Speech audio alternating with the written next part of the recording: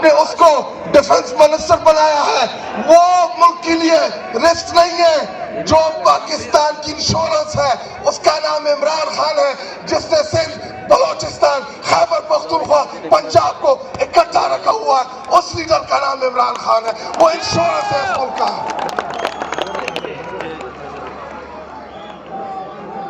اور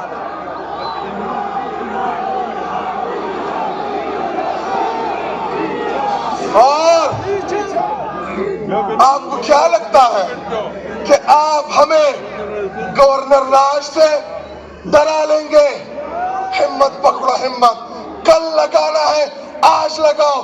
میدان بھی حاضر, روڈ بھی حاضر, صبح بھی حاضر. اگر آپ لوگوں نے ہماری الیکٹڈ حکومت کو گرانے کی کوشش کی, آپ لوگوں کی اینٹ سے اینٹ بچا دیں گے. ایسا آپ لوگوں کو جب سے سہیل آفریدی چیف منسٹر بنا ہے, آپ کو ایک قبائلی نہیں ہضم ہو رہا. آپ اس ملک کے اوپر 75 سال قابض رہے. ایک قبائلی نوجوان سہیل آفریدی آپ سے ہضم نہیں ہو رہا. ہاتھ کھڑے کر کے بتاؤ جو اپنے چیف منسٹر سہیل آفریدی کے ساتھ کھڑا ہے. کھڑے کرو سارے. ابھی پلیٹر بچا کر کے جواب دو.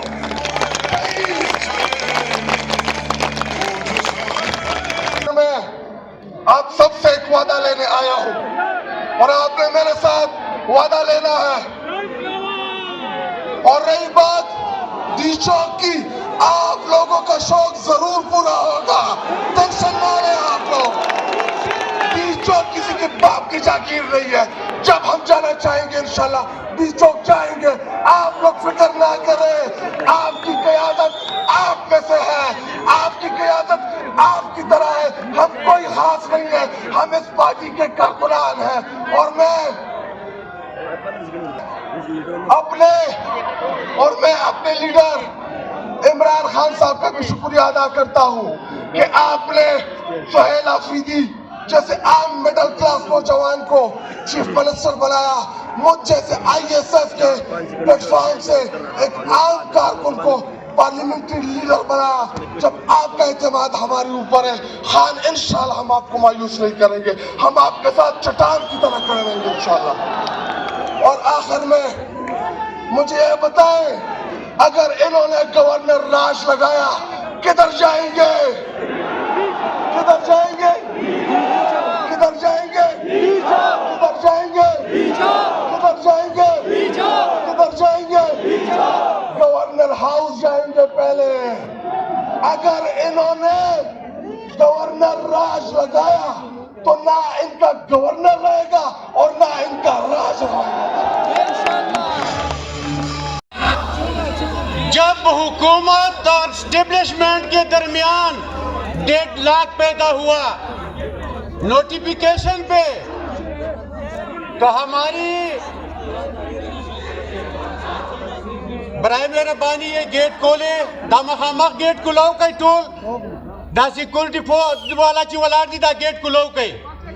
تو دو تین باتیں بڑی اہم ہے کہ 27ویں انہی ترمیم کے بعد جب نوٹیفیکیشن پہ ڈیڈ لاک پیدا ہوا, ہمیں دیکھے, ہماری غیرت کو دیکھے, ہماری نیریٹو کو دیکھے کہ ہم نے جب صوبائی حکومت قربان کیا کی آزادی پہ و آئین و قانون کی حکمرانی پہ, جب عمران خان نے اپنا منصب قربان کیا اور اپنی حکومت قربان کی, پھر موقع ہمیں ملا اسٹیبلشمنٹ اور حکومت کے درمیان ڈیڈ لاک تھا.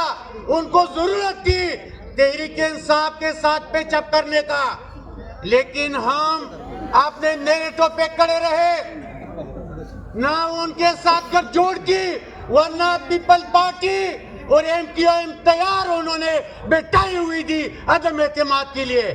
لہذا غیرت مند ہم ہیں اس مٹی اور ریاست کی حقیقی آزادی کے لیے, اس ریاست کو آئین و قانون دلوانے کے لیے, اس کی حکمرانی کے لیے. لہذا ہمیں کوئی سبق نہ سکھائے, ہمیں کوئی قانون نہ سکھائے. مجھے صرف اتنا بتا دے کہ آپ کی ذمہ داری کیا ہے. آپ کی ذمہ داری ان سرحدوں کی حفاظت ہے. ہم نے آپ کو فنڈ ریلیز کیا فینسنگ کے لیے، لیکن یہ ملیٹنٹ کہاں سے آئے؟ اور اگر آپ وہاں پہ 200 بندوں کا مقابلہ نہیں کر سکتے اور آپ نے اپنی ناکامی کا الزام صوبائی حکومت پہ لگانا چاہتے ہیں اور یہ کہتے ہیں کہ یہ تیسری باری ہے یہاں پہ تحریک انصاف کی حکومت کی، تو لہٰذا یہ بلوچستان میں کس کی حکومت ہے؟ آزادی کے بعد اب تک وہاں پہ آپ کی حکومت ہے، لیکن وہاں پہ نہ اسکول محفوظ ہے، نہ وہاں پہ مسجد محفوظ ہے، نہ وہاں پہ بازار محفوظ ہے، لیکن معدنیات کے ٹرکوں کو امن ہے، وہاں پہ پیٹرول کی اسمگلنگ کو امن ہے. لہذا ہم سمجھتے ہیں، ہم جانتے ہیں کہ یہ جو نامعلوم ہے یہ ہمیں معلوم ہے، یہ جو نامعلوم ہے یہ ہمیں معلوم ہے، یہ جو نامعلوم ہے یہ ہمیں معلوم ہے. لہذا افغانستان میں 40+ ممالک آئی، وہاں پہ جنگ ہوئی، وہ چلے گئے. ہم 1/2 سے بارود کے بو میں پیدا ہو رہے ہیں، مر رہے ہیں. آپ لوگوں کی اس اجارہ داری اور ڈالروں کی لالچ اور معدنیات کے پیچھے آپ لوگوں نے قبائل کو برباد کر دیا، آپ لوگوں نے پاٹا کا برباد کیا. لہذا ہمارا سوال تو بنتا ہے کہ الزام آپ ہم پہ لگاتے ہیں اور ذمہ داری آپ کی ہے. لہذا مجھے یہ بتائے کہ سیکورٹی فورسز اور فوج پاکستان کی ذمہ داری کیا ہے؟ ایک بات کی وضاحت ضروری ہے کہ چند آفیسر کے علاوہ یہ فوج بھی ہماری ہے اور یہ ادارے بھی ہمارے ہیں، لیکن آپ اس ملک کی جو بنیادی ادارے کو اپنے مفادات کے لیے عوام کی نظروں میں گرا رہے ہو، یہ پاکستان کے ساتھ غداری ہے.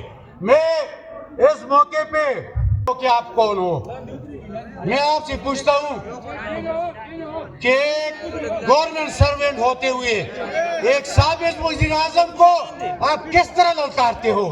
25 کروڑ عوام کا نمائندہ ہے اور عوام نے اس کو اس ملک کے فیصلے کرنے کا اختیار دیا ہے. لہذا آپ مینڈیٹ میں رہے جب تک آپ 3 اداروں سے پیچھے نہیں ہٹیں گے. آپ جس طرح اس پارلیمنٹ کو فارم 47 کے ذریعے اپنے مقاصد کے لیے ڈاؤٹ کو لاتے ہو، وہ وہاں پہ اپنے لیے قانون سازی کرتے ہو، اپنے لیے استثناء کی قانون سازی کرتے ہو، ایک جیل قیدی سے ڈرتے ہو، آپ نے استثناء اس سے حاصل کی. لہذا آپ اس پارلیمنٹ کو چھوڑیں کہ وہاں پہ اس ملک کی حقیقی نمائندے بیٹھ کے عوام کی مانگوں کی وہاں پہ ترجمانی کر سکے، وہ قانون سازی کر سکے. دوسری، آپ عدلیہ کو آزاد چھوڑیں، ان کو تھریٹ نہ کرے اس کو قانون کے مطابق فیصلے کرنے